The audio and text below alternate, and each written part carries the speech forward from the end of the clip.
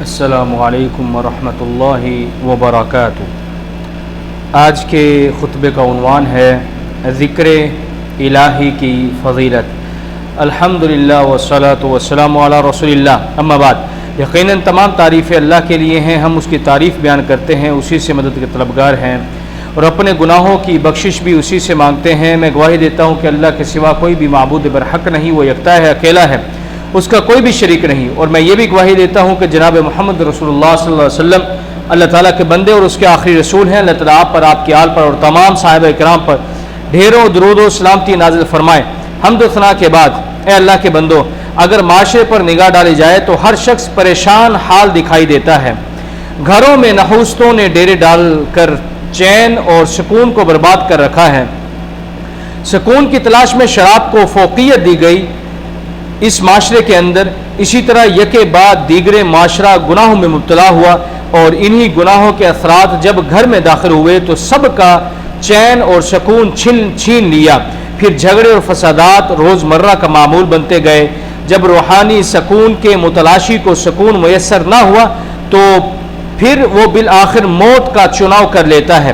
قرآن مجید میں اللہ رب العزت فرماتے ہیں کہ بے شک دل کا سکون اللہ کے ذکر میں ہے، یعنی انسان پوری دنیا میں سکون کی تلاش کر لے اسے نہیں ملے گا، کیونکہ حق تعالیٰ نے خود بتلا دیا کہ دل کا سکون میری یاد میں ہے۔ جب دل میں سکون ہوگا تو ظاہراً بھی طمانینت جھلکتی نظر آئے گی۔ جو قلب میں یاد خدا بسائے گا وہ روحانی طور پر سکون پائے گا۔ اے اللہ کے بندو، ذکر الہی کسی بھی وقت کیا جا سکتا ہے، کیونکہ اللہ تعالیٰ نے مطلق ذکر کرنے کی خوب ترغیب دلائی ہے۔ چنانچہ فرمانے باری تعالیٰ ہے، اے ایمان والو، کثرت سے ذکر الہی کرو اور صبح و شام اسی کی تسبیحات بیان کرو۔ مزید ارشاد فرمایا، اور اللہ تعالیٰ کا کثرت کے ساتھ ذکر کرنے والے مرد اور خواتین کے لیے اللہ تعالیٰ نے بخشش اور عظیم اجر تیار کیا ہوا ہے۔ مزید ارشاد فرمایا، اور اپنے پروردگار کی طلوع اور غروب آفتاب سے پہلے تسبیحات بیان کریں۔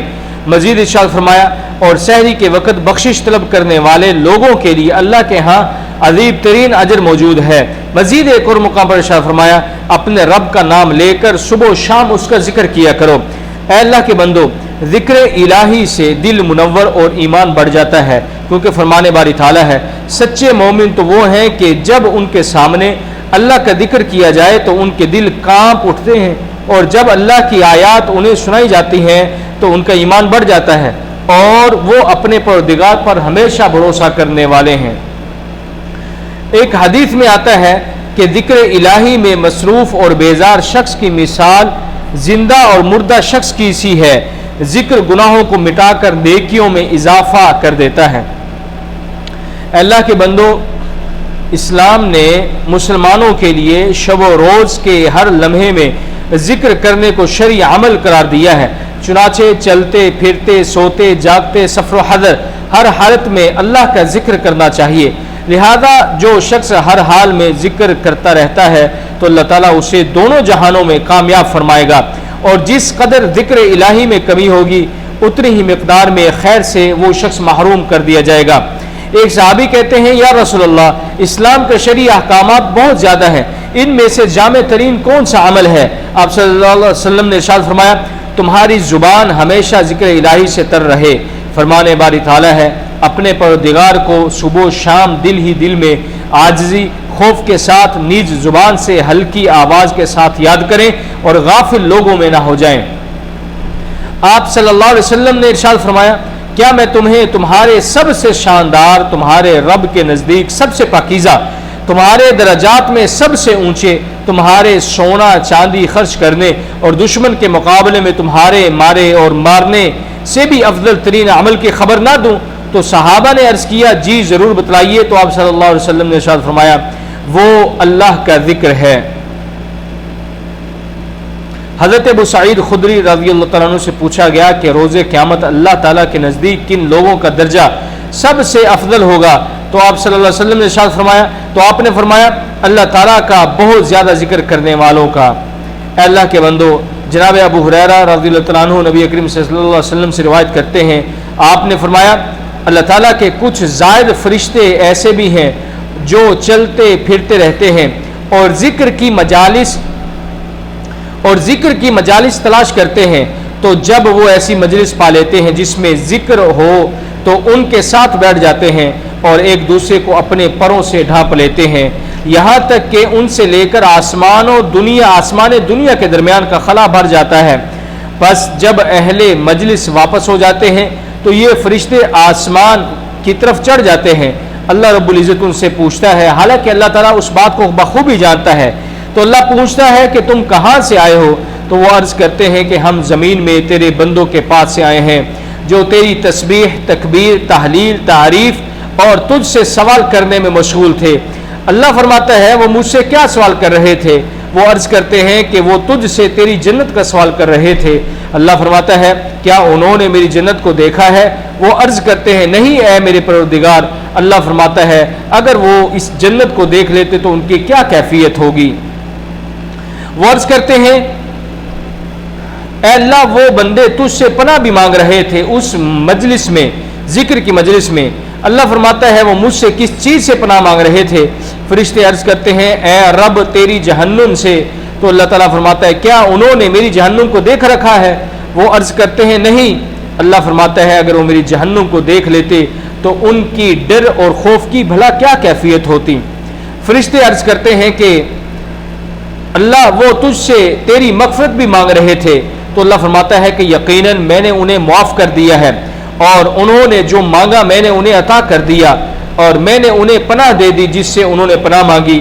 فرشتے عرض کرتے ہیں اے رب ان میں فلاں بندہ گنہگار ہے، وہ وہاں سے گزرا تو ان کے ساتھ بیٹھ گیا، یعنی ذکر کی مجلس میں وہ ایسے ہی بیٹھ گیا، اس کا ارادہ نہیں تھا مجلس کے اندر بیٹھنے کا۔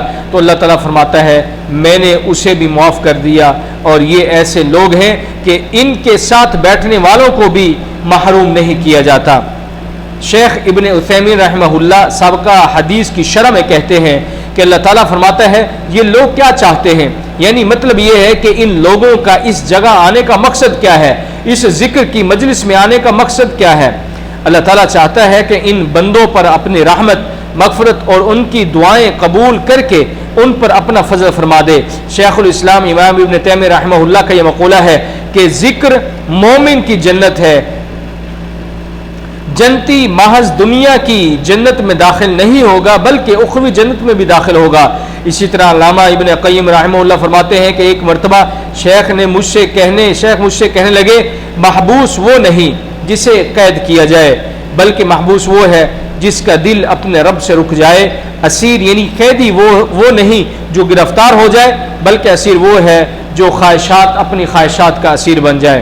اے اللہ کے بندو، نبی کریم صلی اللہ علیہ وسلم کا ارشاد ہے، آپ نے فرمایا ذکر الہی کے لیے کوئی قوم جب جہاں بیٹھتی ہے، ذکر الہی کے لیے کوئی قوم جب اور جہاں بیٹھتی ہے تو ملائکہ یعنی فرشتے ان پر گھیرا ڈال لیتے ہیں، اللہ کی رحمت ان کو ڈھانپ لیتی ہے اور اللہ تعالیٰ ان کا اپنی مجلس میں تذکرہ کرتے ہیں۔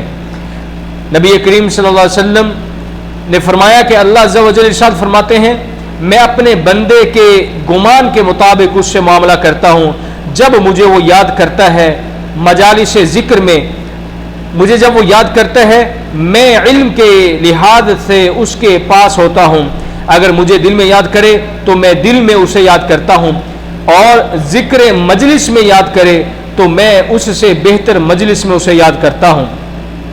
رسول اللہ صلی اللہ علیہ وسلم نے ارشاد فرمایا جب تم جنت کے باغات سے گزرو تو وہاں سے کچھ کھا لیا کرو۔